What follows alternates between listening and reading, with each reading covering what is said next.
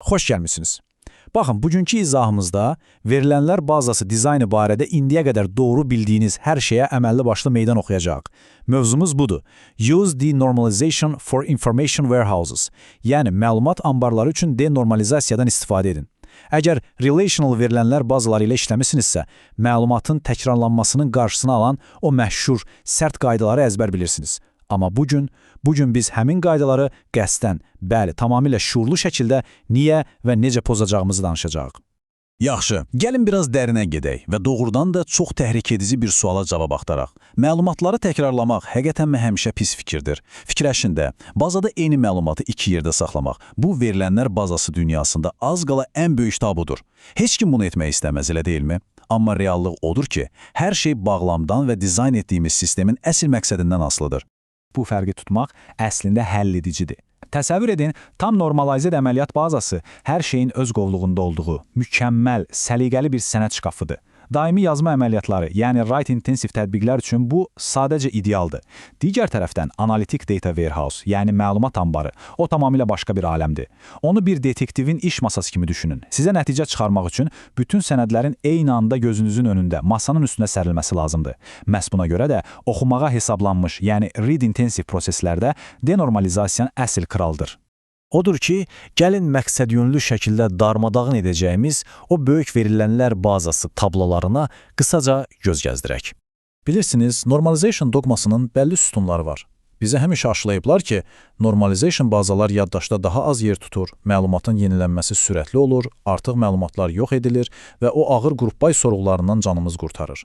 Və haqlıdırlar da, bu qaydalar ona görə qızıl qanun sayılır ki, ənənəvi sistemlərdə inanılmaz dərəcədə intensiv yazma yükləri olur. Orada təkrar məlumat saxlamaq başa bəladır. Bu əslində nə üçün normalize etdiyimizi çox gözəl izah edir. Məsələ anomaliyalardan qaçmaqdır. Təsəvvür edin, müştəriniz Tom Frankin ünvanı eyni sistemdə fərqli formalarda yazılıb və ya daha pisi, bir sətr sildiyiniz zaman tamam başqa, mühüm bir məlumatda onunla birgə uçub gedir. Normalization məhz bu cür dəhşətli ssenarilərin qarşısını almaq üçün həyat qurtarıcıdır. Amma söhbət information warehouse'lara, yəni məlumat anbarlarına gəldikdə işlər tamamilə dəyişir. Təsəvvür edirsiniz, məlumat yükləmələri arasında ümumiyyətlə heç bir yeni məlumat yazılmaya bilər, hətta yazılsa belə, bu oxuma yükünün yanında sadəcə okeanda bir damladır. Deməli, əsas fəlsəfə budur. Data warehouse qaydaları tam tərsinə çevirir. Burada məqsəd məlumatı səliqəli yazmaq yox, onu böyük həcmlərdə və ildırım sürəti ilə oxumaqdır. Məqsədlər arasındakı bu ziddiyyəti artıq aydınlaşdırdıq. Yaxşı, bəs niyə o sərt normalization qaydaları data warehouse-a əməli başlı çökdürür?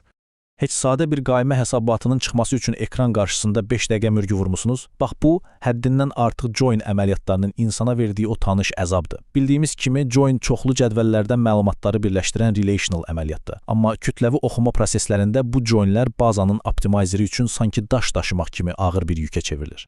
Çünki tam normalized məlumat əslində sonsuz sayda join deməkdir və nə qədər çox join olarsa, SQL Optimizer'ın o cədvəllər arasında ən optimal icra planını, yəni execution planını tapması bir o qədər qəlizləşir. Denormalization isə birbaşa olaraq daha sürətli select sorğuları deməkdir. Səbəbi çox sadədir. Biz məlumatı denormalize edəndə ehtiyacımız olan hər şeyi daha az sayda, lakin geniş cədvəllərə yığırıq. Nəticədə baza mürəkkəb əlaqələr labirintində itib batmaqdansa indekslərdən istifadə edib çox sürətlə filtrləmə və çeşidləmə apara bilir. Yaxşı, deyəsən qaydaları pozmağa və o məlumatları şuurlu şəkildə təkrarlamağa artıq hazırıq. Bəs bunu başımızı ağrıtmadan effektiv şəkildə necə edəcəyik? Baxın, ən maraqlı məqamlardan biri budur. Sadəcə kiçik bir ID-ni təkrarlamaqla o ağır və bahalı cədvəl joinindən necə məharətlə yan keçmək olar. Birinci strategiyamız məhz identity sahələrini təkrarlamaqdır. Təsəvvür edin, employee ID-ni birbaşa invoices cədvəlinə atırsınız. Vəssalam, aradakı o lazımsız customers cədvəlini tamamilə ötürüb, qaymələrlə işçiləri birbaşa bağlayırsınız. Çox qəşəng həll yoludur, deyilmi? İkinci yol isə indikativ sahələr əlavə etməkdir. Məsələn, axtarışı ildırım sürətinə çatdırmaq üçün müştərinin adını elə birbaşa invoices cədvəlində saxlayırsınız. Düzdür, kimsə kənardan baxıb deyə bilər ki, sən normalization'ı məhv etdin. Çünki eyni adı bəlkə 100 dəfə təkrarlayacaqsınız. Amma inanın mənə, data warehouse mühitində kütləvi axtarışlar zamanı bu yanaşma sizə inanılmaz vaxt və resurs qazandıracaq. Üstəlik, bu bizə başqa bir qızıl fürsət verir. Fikirləşin, müştəriniz ofisini başqa şəhərə köçürdü. Amma sizə 3 il əvvəlki qayməni yenidən çap etmək lazımdır. Tam normalizer bir sistemdə o köhnə ünvan artıq yoxdur, uçub gedib.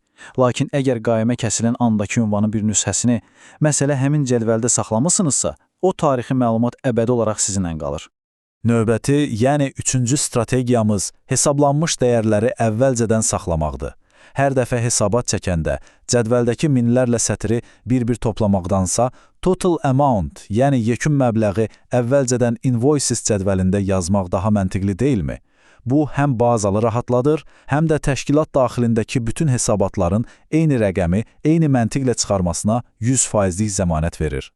Və dördüncü strategiya, təkrarlanan qruplardan, yəni repeating groupsdan istifadə etmək. Söhbət, məsələn, bütün 12 aylıq performansı elə bir dənə sətirdə cəmləməkdən gedir. Etiraf edim, bu, klassik bazalarla işləyən puristləri bəlkə də infarkt həddinə çatdırar. Amma aydan aya sürətli müqayisələr aparmaq istəyirsinizsə, oxuyacağınız sətir sayını kəskin şəkildə azaltdığı üçün bu əsl xilaskardır.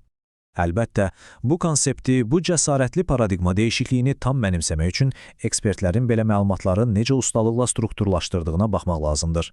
Məsələn, bu sahənin əfsanələrindən olan Ralph Kimball bizim əsas ölçümlərimizi 3 fərqli fact table, yəni fakt cədvəli tipinə bölür. Birincisi, anlıq əməliyyatları tutan transaction cədvəlləri. İkincisi, müəyyən bir dövrün xülasəsini verən periodik snapshotlar. Və nəhayət, aydın başlanğıcı və sonu olan prosesləri izləyən accumulating snapshot cədvəlləri. Amma bir sir verim, quru faktlar tək başına o qədər də karımıza gəlmir. Kimball çox haqlı olaraq vurğulayır ki, bu faktlar məhz biznesin ən təcili ehtiyaclarını əks etdirməli və ən əsası, onları hər tərəfdən filtrləmək, hissələrə ayırmaq üçün zəngin dimensions, yəni ölçülərlə əhatə olunmalıdır. Yalnız bu cür ekosistemdə biz o məlumatları sərbəstcə analiz edə bilirik. Yeri gəlmişkən, qətiyyən unutmamalı olduğumuz başqa bir anlayış da var, slowly changing dimensions. Yəni, yavaş dəyişən ölçülər. Qısaca SCD-lər. Bunlar nədir? Müştərilər, məhsullar, məkanlar kimi zamanla dəyişimə uğrayan və tarixçəsinin izlənilməsi vacib olan varlıqlardır. Bayaq çəkdiyimiz o köhnə ünvan nümunəsi yadınızdadır. Bax, həmin o dəyişiklikləri düzgün izləməyi öyrənmək effektiv data warehouse üçün sadəcə kritikdir. Artıq izahımızın sonuna yaxınlaşırıq, amma burada qətiyyən ötürə bilməyəcəyimiz hər şeydən vacib son bir addım var. Baxın, biz bugün burada qəsdən, şuurlu şəkildə mövcud qaydaları darmadağan etdik. Məhz buna görə də etdiyiniz hər şeyi mütləq sənədləşdirməlisiniz. Nəyi niyə təkrarladınız? O təkrar məlumatları necə sinxron saxlayacaqsınız? Köhnə sorğuları necə yeniləyəcəksiniz? Bütün bu arxa plan məntiqini çox incə detallarına qədər mütləq qeyd etməlisiniz. Yəni, əsas məsələ budur. Gələcəkdə bu sistemi ayaqda tutacaq, yaxud o bazanı yenidən normalize etməli olacaq hər kəs üçün şəffaf bir yol xəritəsi buraxın. Çünki əminəm ki, sizdən sonra gələn o zavallı tərtibatçının arxanızca bu adam dəyəsə normalization nədir, heç xəbəri yoxdur deməsini istəməzsiniz. Qoyun onlar sizin yaratdığınız o dahi paradigma dəyişikliyini tam aydın şəkildə anlasınlar.